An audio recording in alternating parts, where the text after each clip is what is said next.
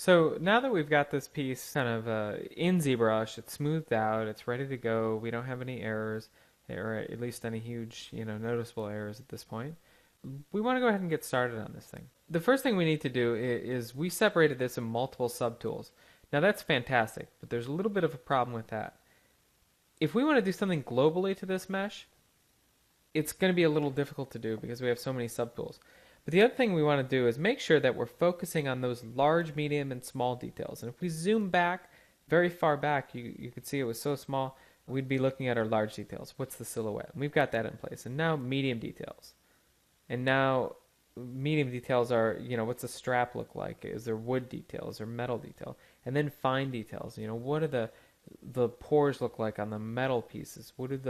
Are there nicks and scratches on the wood? Things like that. So you want to make sure that you're always focusing on that large, medium, and small detail. Again, we've got all these subtools, and this is fantastic if we're working on those multiple pieces. But also, it can be a little bit of a problem in that we have so many of these. So what we're going to do is merge these down. So we merge the straps together, and now we'll just kind of merge just all the pieces that go together. We're just going to merge those together for now. We can always separate those later. It's extremely easy in ZBrush. Groups, splitting your groups, doing all this stuff, merging subtools, it works. They work fantastic. The one thing we have is a lot of wood pieces, and we have a lot of metal pieces. So what I want to globally do across all the metal pieces is do a little subtle surface noise, procedural noise, detail to them. And I want to make sure that they're all lumped together when I do that, just because I don't want to repeat this action 15, 16 times, however many metal pieces we have. I want to make sure that I can do this across all the metal pieces and it'll just work fine. So you just want to merge down and you want to make sure your subtools are in the right order. I always recommend you kind of move around and just, make sure it all makes sense. Kind of just keep merging these down. So, see, we've got some wood pieces there, so move those up. And now, looks like all this is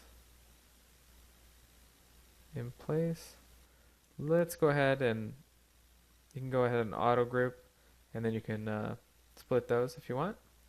You can click auto group, or you can do some other groups. Click auto group, and then we'll do group split, and you can see it split all those metal pieces on their own. So what we're going to do is add some surface noise, and then we'll auto group and split it back down, which again will work very nicely. Oops, got a metal piece there. So that's again something we would want to make sure. We want to go back and make sure we fix that. So go back down to auto group.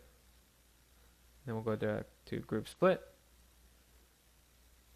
And we just want to make sure that all those wood pieces are up in their own spot and all the metal pieces are together. So merge down. We'll just merge them all down to one piece. And now you can see that they're all nice and kind of together, which is fantastic. This will let us sculpt across the detail now, or sculpt across all of them at one time. And we can do things like this. We can just show this one visible subtool and not have other tools be visible, which is important. When we go on and we're going to want to do like individual edge work on each piece, we're going to want to make sure that we're getting rid of that, separating those out. But for now, this should work pretty good. You can use layers. Layers work fantastic in ZBrush. I have a bit of a time using them. It's just something I've never done.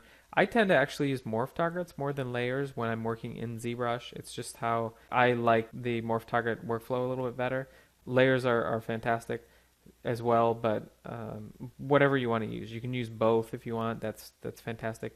For this process, you're going to see me mainly use morph targets. You also want to make sure perspective is turned on right there, the perspect button right there. The hotkey for that is P. You just want to make sure, because sometimes when you sculpt or you do operations, it'll get turned off. I'm sure that'll happen throughout this process, but it's something when you go to do your final presentation, you want to make sure perspective is turned on. You can also hide the floor. You can make that visible if you want. That'll affect your rendering and stuff. Also, there's symmetry. Local symmetry is based on the subtool, not the object. So if you're trying to use symmetry in ZBrush and it's completely off, it's kind of gone bonkers for some reason, turn on local symmetry and most of the time it will fix that. So let's subdivide this now, and let's make sure we get a decent amount of, our point count is pretty decent here. So, okay, let's see our polyframe. And sculpt on that, and that probably will hold up pretty well, but I want to get a little bit more. So let's divide it again. Let's get in there. That one's pretty smooth. That one, the way the mesh was subdivided is just gonna be a little more low res. I'm not super concerned with that. One thing you have to keep in mind with ZBrush, and I see people getting hung up on this a lot, is that they'll want every piece has to have that smooth, no visible polygons, like butter look to it, where you can just sculpt on it and add microscopic down to detail that you can only see with a microscope. That's great, but there's no reason you have to do that with this. You have to bake that down. We go ahead and do a morph target here, and you just click store morph target, and now you can do switch. What morph targets do is it stores whatever whenever you click store, it'll store that mesh. You can edit the mesh, do whatever you want, sculpt on it, and then click switch, or you can use the morph brush and blend between the two. So you can go ahead and damage this thing up. You can store a morph target, damage it up real good, and then you can go back and sort of peel back some of that damage. Yeah, you can sculpt up that detail. You can use masks as well. So there's a lot of nice workflow with it. We can see with ClayTube, store morph target. Now what we're going to do is click store morph target. And then we're going to go to surface, noise. And the noise is now visible in here. And this is procedural noise just created in ZBrush. You can adjust the scale, the strength, all that stuff. If you up your scale, you want to make sure you up your smooth normal. It will make it so your mesh won't kind of get ripped apart. It probably will get decently ripped apart anyways. You can use morph brushes to back off and make it kind of fit in line with what you want. But there's lots of options now with the noise, surface noise detail here in ZBrush, the noisemaker plugin. So there's lots of options here. There's tons of sliders. There's a graph. You can really get in here and do some intricate noise detail. You can adjust. You can adjust this. You can see right on the fly, adjusting your curve, all that stuff. It works really nicely for just laying down some base details on this. It's not anything that you're going to want to do once. You might do a few times. Now, that looks okay. One thing to keep in mind with this is it's not actually applied to the mesh. So if we exported this out, it wouldn't be there at all. You need to actually apply this to the mesh. So you can click on smooth normal. You can turn it off, and it's actually not on the mesh. So hit OK, and you can adjust your smooth normal where you see fit. Click apply to mesh, and it'll take a second because we have a decent amount of polygons. And you can see it kind of inflated a little bit. Looks like it's been under the ocean for a little while. That's cool if that's the look you're going for. If not, switch to your brush and go to Morph Brush. O, B to pull up your brushes. O to get the morph, or M to get all the brushes to start with M, and then O to get the morph brush. And then I usually turn on spray, so I get a little more random pattern. And then I just kind of morph back to my our original morph that we stored of this, our morph target that we had stored.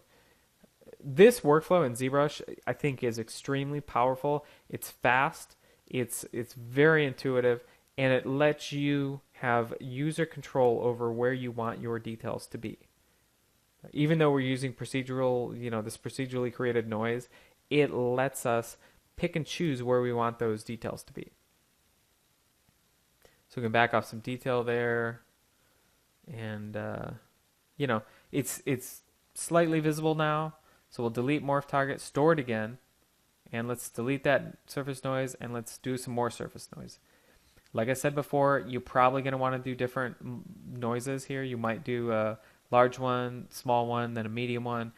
You might do a few of them. I've done 5-6 times before on one piece. You can adjust the angles, the offsets, all that stuff with your sliders.